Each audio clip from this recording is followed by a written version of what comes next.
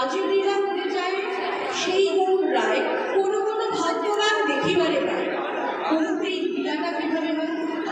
এই লীলাটা কি কোনো ম্যাজিক?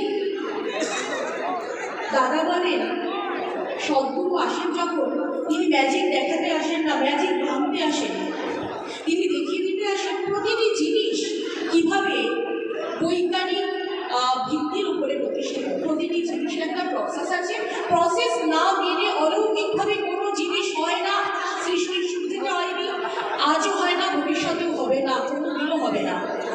এই আনন্দের উৎসারিত ধারা, এই লীলা আজ আমার মধ্যে কাজ করছে। গ্যালারিতে যারা বসে আছেন, ওই দূরের কোণে যারা বসে আছেন, সেই দাদাটি সেই মায়ের মধ্যেও সেই লীলা কাজ করছে। কিভাবে কাজ করছে? আমরা জীবনের চলার পথে যত বাধা বিপত্তির সম্মুখীন হই, প্রতিনিয়ত জীবন আমাদেরকে নতুন একটা উপহার দেয়। সেই উপহারটা হচ্ছে বাধা।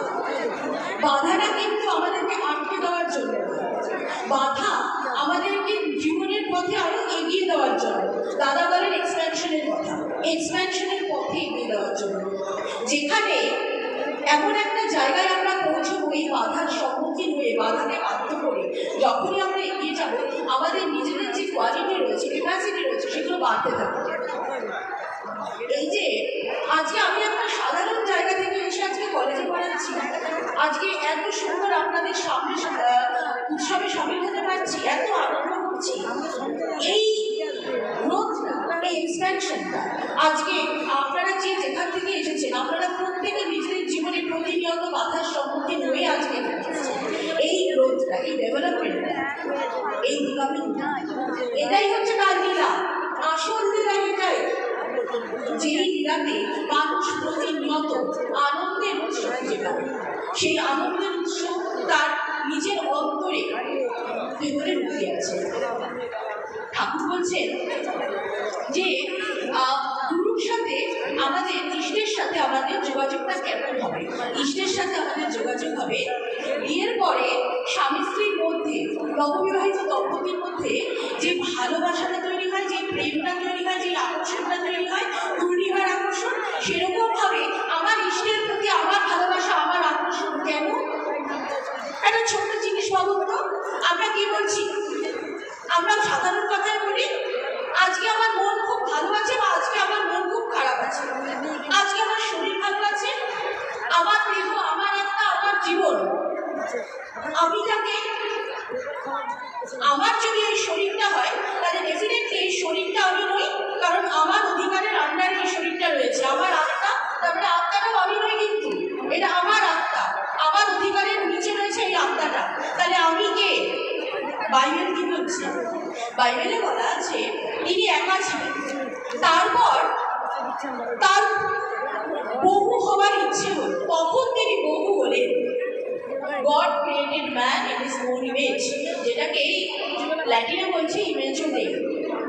ভগবান এই সমস্ত সৃষ্টির মধ্যে মানুষকে তৈরি করলেন তার মতো করে, সরৈশ্বর্য দিয়ে, তার যা কোয়ালিটি রয়েছে প্রত্যেকটা দিয়ে, তার রূপ, একটা প্রতিমূর্তি তৈরি করলেন তিনি। আমার মধ্যেই তো তিনি আছেন, আমার আমিটা হচ্ছে সেই তার প্রকাশ। সেই প্রকাশটা কি হয়? আমাদের বৃত্তি প্রবৃত্তি, আমরা যে সংসারে এসেছি, এই সংসারের নানা ভাবধারায়, গতি প্রবৃত্তি, গতি প্রবাহে সেই আসল সত্তাটা কোথাও যেন আমরা ভুলে যেতে পারি। যখন বারে বারে তিনি আসেন, তথাগত অবতার কেন বলি আমরা? কথা বলতে আগত, তিনি সেইখান থেকে সেইখান থেকে সেই চেতনা নিয়ে তিনি ফেরত আসেন। কেন আসেন? আমাদেরকে বোঝাতে আসেন যে আমরা আর কারণ না, আমরা তার, কারণ আমাদের মধ্যে তিনি আছেন, আর কিচ্ছু নেই। এবং আমাদের সংসারের, আমাদের যাবতীয় জটিলতা, অশান্তি, বিক্ষোভ, সব কিছুর ভেতরে, সব কিছু মেঘ যখন কেটে যায়, তখন তিনি সূর্যের মতো ভাস্বর হয়ে ওঠেন। আমাদের সত্তার প্রাণের গভীরে আত্মার সহ আমাদের আছেন অন্তরতম, তিনি আছেন। এই তিনি যখন আছেন, তাকে আমরা উদযাপন করছি, তার সান্নিধ্য পাওয়ার জন্য। আজকে এই রকম উৎসব হচ্ছে, বড় বড় উৎসব হচ্ছে, বড় বড় শহরে এত বড় উৎসব হচ্ছে, কত মানুষ আসছে।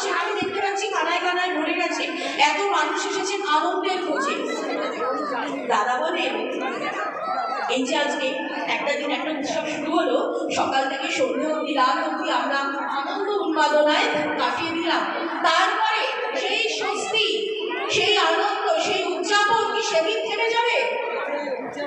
আজকে সন্ধ্যার পরে আমরা যখন যার বাড়িতে পৌঁছে যাব, আমি কাল শিলিগুড়ি ফিরবো, আপনারা নিজেদের জায়গায় ফিরবেন, তখন কি এই আনন্দটা আমরা এই ইন্ডোর স্টেডিয়ামে রেখে চলে যাব?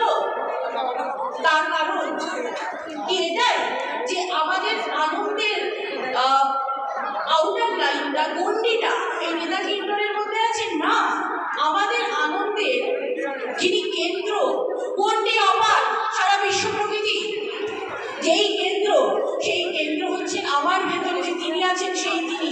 তাহলে আজকে এই উৎসব থেকে আমরা কি নিয়ে যাব? আনন্দের ছোট্ট একটা স্ফুলিঙ্গ, যেটা আমরা আমাদের অন্তরে ক্যারি করবো। কিভাবে করবো? এই যে গান শুনলাম, গানের মধ্যে যে কথাগুলো রয়েছে, কথাগুলো শুনি, কথাগুলো শুনলেই আমার মাথার মধ্যে ধীরে ধীরে এরকম সূর্যকে মাঝে মাঝে মেঘ ঢেকে দেয়, কিন্তু একটা বাতাস এসে মেঘটাকে সরিয়ে দেয়। ঠিক সেরকম ভাবে কীর্তন, গান, এক একটা আলোচনা, তার একটা চোখের দৃষ্টি। দেখবেন আমরা যখন ভেতরে যাই, দাদার ওখানে কত মানুষ থাকেন, প্রত্যেকে নিজের মতো করে তাকে পান, প্রত্যেকের উপরে তার যখন দৃষ্টি পড়ে, তার মনটা আনন্দে ভরে ওঠে। তার কারণ তখন সেই দমকা মাতাল হাওয়া এসে যত মেঘ, অশান্তির মেঘ, দুশ্চিন্তার মেঘ, প্রবৃত্তির মেঘ, সবকে দূরে দাঁড়িয়ে দেয়। দেখবেন ঠাকুর একটা মজার জিনিস বলেছেন, ঠাকুর কখনো বলেননি আমাদের এই যে কমপ্লেক্সেস গুলো, এই যে ষড়রিপু, এইগুলোকে ত্যাগ করতে হবে, কোনোদিনও ঠাকুর বলেননি। কাম, ক্রোধ, লোভ, মোহ, মদ, মাৎসর্য, কোথাও কি ঠাকুর বলেছেন? কোথাও দাদা বলেছেন? কখনো বলেননি। একবার বড়দাকে জিজ্ঞেস করা হচ্ছে যে এই প্রবৃত্তিগুলোকে, এই রিপুগুলোকে বাদ দেওয়াই ভালো। বড়দা বলছেন কেন? এগুলোকে আমরা যদি ইষ্ট পূজার হাতিয়ার হিসাবে ব্যবহার করি, তাহলে তো আমার সেই রিপুটা আমার জীবনে আর অশান্তি নিয়ে আসবে না, আমার রিপুটা আমার জীবনে আমাকে ইষ্টের দিকে এগিয়ে দেবে। বড়দা যে উদাহরণটা দিচ্ছেন সেটা হচ্ছে যে কিভাবে আমরা জীবনের প্রত্যেকটা ইনস্টিংক্টকে আমরা কিভাবে ইষ্টে কেন্দ্রায়িত করতে পারি। যেমন ধরুন, কারোর যদি একটা পার্টিকুলার কোনো জিনিসের উপর লোভ থাকে এবং সে সেটা ভাবে যে আমি আমার ইষ্টকে এই জিনিসটা দেবো, ঈশ্বরকে দেবো, তাহলে আমি তার জন্য উপার্জন করবো, নিজে কর্মদক্ষ হবো, তাহলে কিন্তু সেটা তার এক্সপ্যানশনের কারণ হয়ে গেল। এই যে এইভাবে প্রতিদিনকে ঠাকুরের কাছে লাগায়, ঠাকুর মানে মঙ্গল, তিনি ঠাকুর দিয়ে আমাদেরকে এক্সপ্যান্ড করবেন। বাধার মতো ঠাকুর কি করেন? ঠাকুর কি কারোর পথ সুগম করেন? ঠাকুর পথ সুগম করেন, কিন্তু তার নিজের স্টাইলে, আমার স্টাইলে নন। ঠাকুর কিন্তু আমার লিস্ট মতো আমাকে দেবেন না।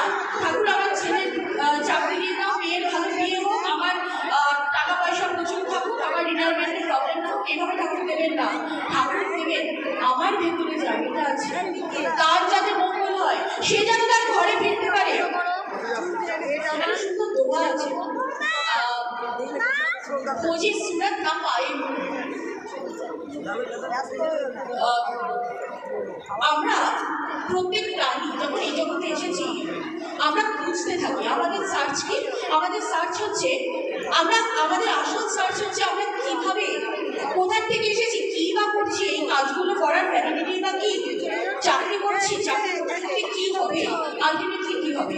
আমার জীবনে, আমার 40 বছরের জীবনে আমি দেখেছি একটা সময়, কয়েক বছর আগে আমার জীবনে এই সার্চটা এসেছে, যখন আমি বুঝতে পারছিলাম না যে বই লিখছি কিন্তু কি হবে, কি হবে, আর কিভাবে আমার জীবনটাকে আমি কিছু একটা জায়গাতে এমনভাবে নিয়ে যাবো যে জীবনের কোনো মূল্য আছে। এই খোঁজ আমাকে এনে দিল তার উত্তরে কি উত্তর? আজকে ঈশ্বরের দয়ায় আমি প্রাণ পেয়েছি। তার কাজ করা, তার ভাগে লাগা, তার আনন্দের কারণ হওয়া, তার মুখে হাসি ফোটানো আমার জীবনের, এটাই আমার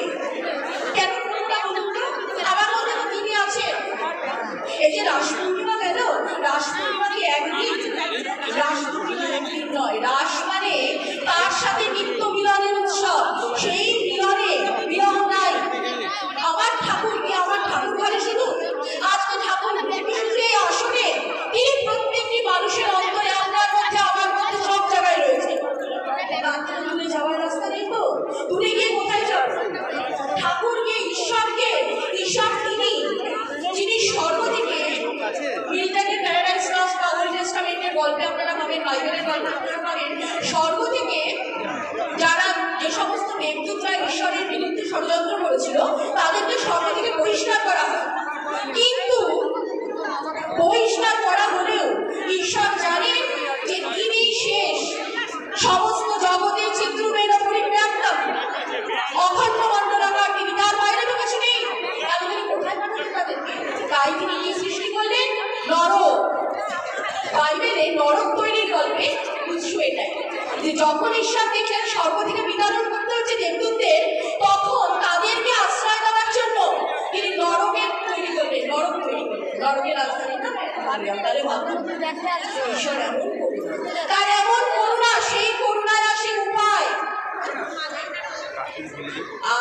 পঞ্চধারী বুদ্ধ, বৌদ্ধ ধর্মে দেখবেন পঞ্চধারী বুদ্ধের উপরে যিনি আদি বুদ্ধ, যিনি তার একটি হাতে একটা বজ্র রয়েছে, একটি হাতে একটি ঘণ্টা রয়েছে, একটি করুণার প্রতীক আর একটি উপায়। করুণা হচ্ছে প্রেম, তার প্রতি আমাদের প্রেম, আমাদের প্রতি আমার প্রতি তার প্রেম, তার প্রেম প্রত্যেকটি ব্যক্তি প্রত্যেকের নিজস্ব একান্ত ভালোবাসা। আর এই প্রেমটি ঠাকুরকে বলেন, দাদাকে বলেন, দাদা বলেন যেই প্রেমের কর্মে প্রকাশ নেই সেই প্রেম নয়, তা প্রেম হতে পারে না। তার প্রেমের প্রকাশ তিনি নিজে নেমে আসেন, কথাগত তিনি সেখান থেকে আগত হন যুগে যুগে।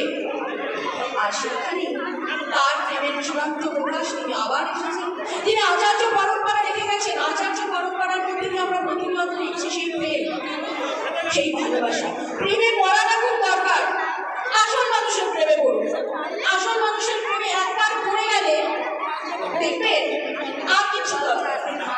তার কারণ তিনি তখন আমাকে শিখিয়ে দেন আমার ব্যক্তিগত জীবনে ঠিক আমি কেমন মেয়ে হবো, আমি কেমন টিচার হবো, আমি কেমন ছাত্র হবো, আমি কেমন বউ হবো, আমি কেমন স্বামী হবো। এই যে অমিয় যে কথাটা বললো যে তিনি ওই ভদ্রলোককে দেখিয়ে দিলেন যে বউয়ের সাথে কিভাবে মিশতে হয়, কারণ বউয়ের মনে কষ্ট হয়েছিল, বউয়ের সাথে তার প্রেমটা ঠিকঠাক হওয়ার রাস্তা সেই পরম প্রেমে দেখিয়ে দিলেন। তার আচার্য তিনি বলে দিলেন এভাবে প্রেম করতে হয়, শেখো, শিখতে হয়। আমরা শিখি, আমরা কিসের স্টুডেন্ট? প্রেমের স্টুডেন্ট।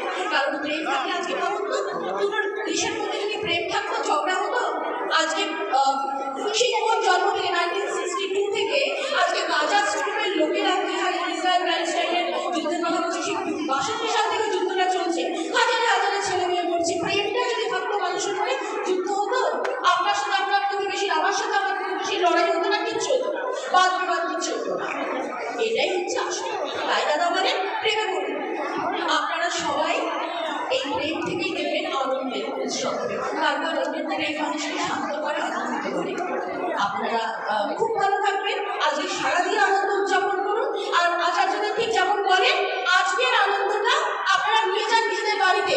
365 দিনের নিত্য উৎসব হোক, এটাকে বলে নিত্য উৎসব, ইটারনাল এনজয়মেন্ট। কারণ তিনি আমার মধ্যেই আছেন, তিনি তো তিনি আমার সত্তায় রয়েছেন, যারা রয়েছেন খেলিজ হয়ে বিষয় হয়ে বিরাট শিশু আনন্দ নেতা হলে আমরা সবাই আজকে উৎসব থেকে তাকে নিয়ে যাই, তার আনন্দটাকে নিয়ে যাই। যে স্বস্তি আজকের উৎসবের মধ্যে পরিব্যাপ্ত হোক, সেটা আমাদেরকে আমাদের সংসারে, আমাদের প্রাত্যহিক জীবনে সাহায্য করবে। সবাই ভালো থাকবেন। জয়।